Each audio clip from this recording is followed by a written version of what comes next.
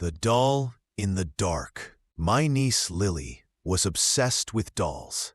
Not the frilly, delicate kind, but the more character-driven ones. The ones with personality.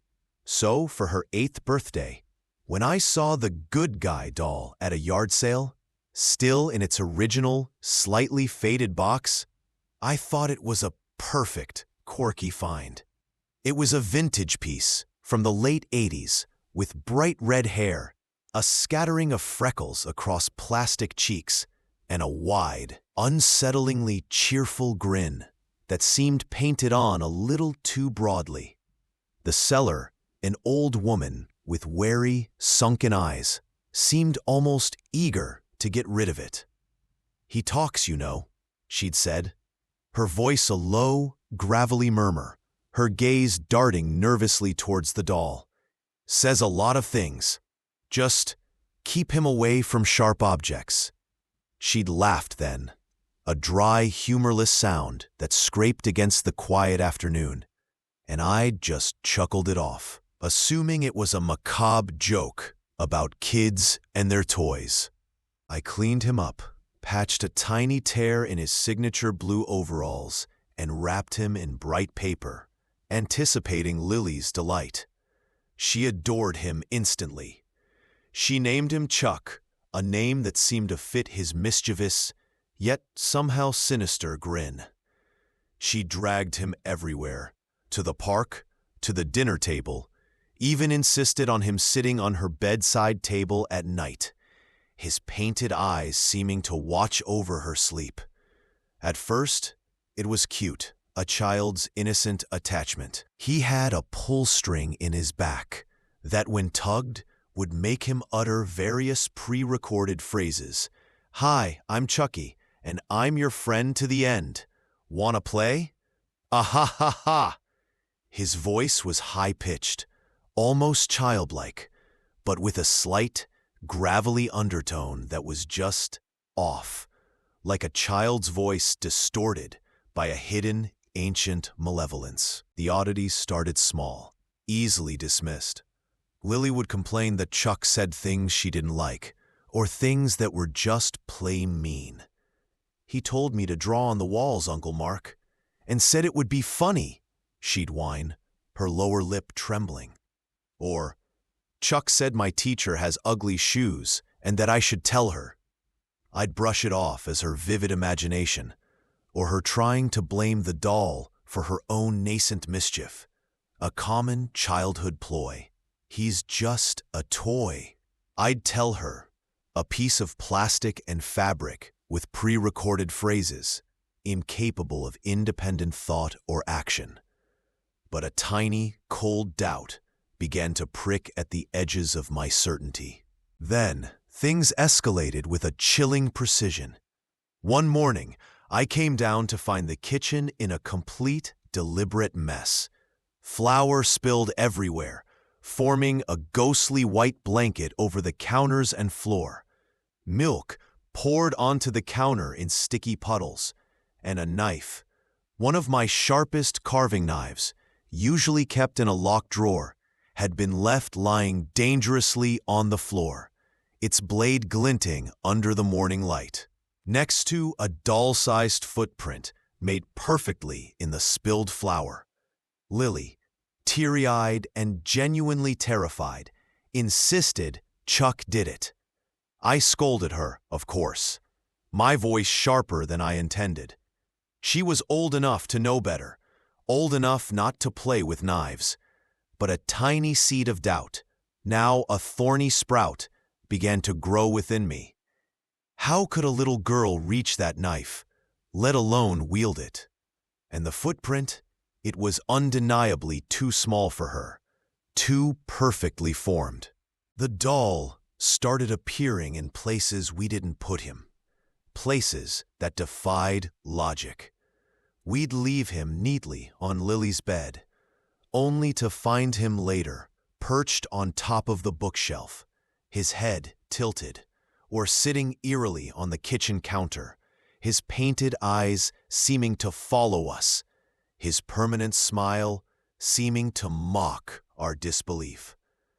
Once, I found him in the bathroom, sitting on the edge of the tub, his little overalls soaking wet, as if he'd just been playing in the water, leaving a trail of tiny, wet footprints across the tiled floor. These were things Lily wouldn't do or couldn't explain, her fear of the doll now outweighing any childish prank. She'd wake up screaming sometimes, her cries echoing through the quiet house, claiming Chuck was whispering mean things to her in the dark. He said he's going to find a new friend. She'd sob, clutching her teddy bear, and that I won't like it. He said he's going to hurt my friends. One night, the noise started. A rhythmic, grating scratch, scratch, scratch sound, coming from Lily's room. It wasn't the frantic scurry of a mouse, but something deliberate, insistent.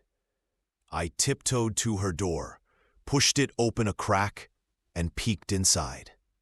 Lily was fast asleep, curled under her covers.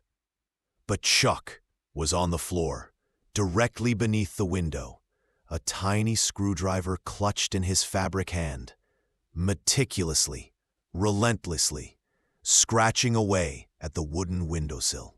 It wasn't just the sound that horrified me, as much as the sheer deliberation of it. The cold, calculating intent, the methodical, unchildlike precision of his movements. My breath hitched in my throat, a cold knot of dread tightening in my stomach. This was no toy, no mere mechanism. I burst into the room, flicked on the light, bathing the scene in a harsh, revealing glow. Chuck froze, screwdriver still in hand, his head tilted slightly, his painted smile still wide. For a split second, I swore I saw a glint in his plastic eyes, a spark of malevolent intelligence that flickered and then vanished, replaced by the familiar, vacant doll stare. I snatched him up, ignoring Lily's sleepy, confused protests, and stormed out. The doll's plastic body, surprisingly heavy in my grip. I tried to pull the pull string, desperate for a benign, pre-recorded phrase, but it was jammed, stuck fast. "You little demon," I hissed, my voice a ragged whisper. "What are you?" That night, consumed by a primal fear I couldn't rationalize, I locked him in a large metal toolbox in the garage, piling heavy tools on top of it. Wrenches, hammers, a thick crowbar, securing it with a heavy-duty padlock. I didn't care if Lily was upset, or if I sounded insane. Something was deeply, profoundly wrong. I tried to reason with myself. Sleep deprivation, stress, an overactive imagination from watching too many horror movies. But the image of that doll, scratching away with such chilling intent, was seared into my mind, a permanent stain. The next morning, a gray, oppressive dawn, I went to open the garage, a sense of foreboding chilling me to the bone. The toolbox was on the floor, not where I'd left it, its heavy contents scattered around it like discarded toys.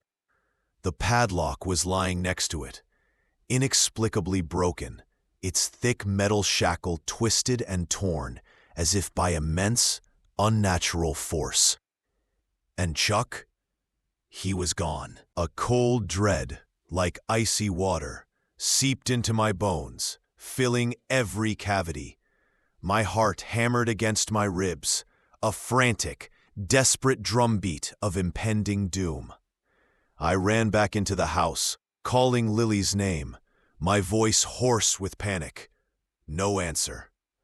I found her in her room, sitting on her bed, a small, sad, almost serene smile on her face.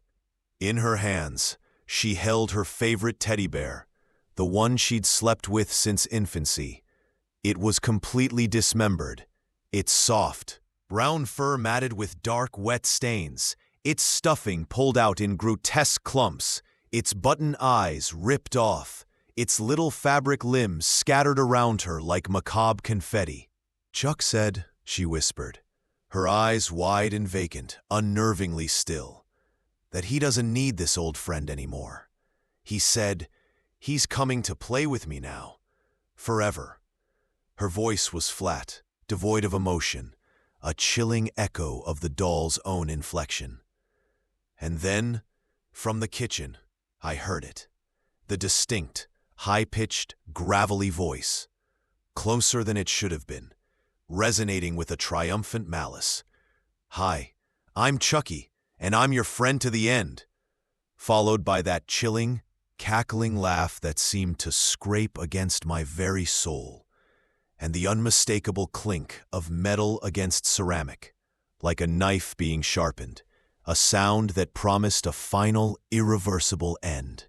I never found him. Not really. Lily changed after that. A subtle, terrifying shift. A vacant, distant look in her eyes.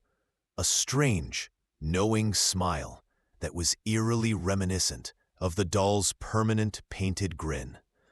And sometimes, when I'm alone in the house, especially in the quiet, late hours, I swear I hear a faint, high-pitched giggle from the shadows. A sound that promises an ending I truly won't like. An ending that has already begun.